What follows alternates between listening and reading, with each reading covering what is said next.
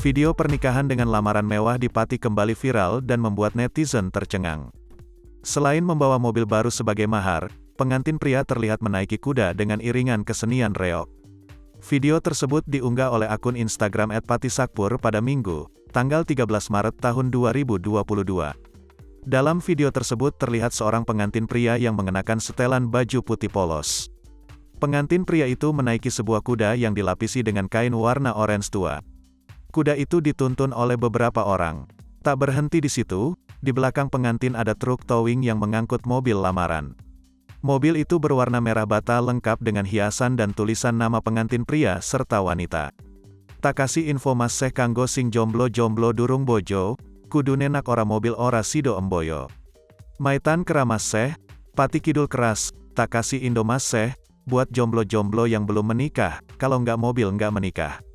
Maitan keras mas seh, Pati Selatan keras, ucap perekam video. Lalu di belakangnya lagi ada rombongan kesenian kuda lumping dan juga reog yang mengawal rombongan pengantin. Sedangkan di video lainnya, terlihat rombongan pengantin pria itu berjalan dan diarak menuju lokasi pengantin perempuan.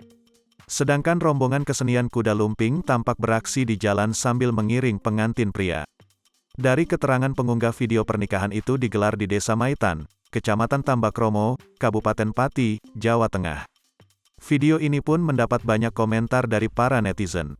Perekam video juga mengatakan jika mempelai pria itu berasal dari Lampung. Sedangkan sang wanita asli Desa Maitan, Pati.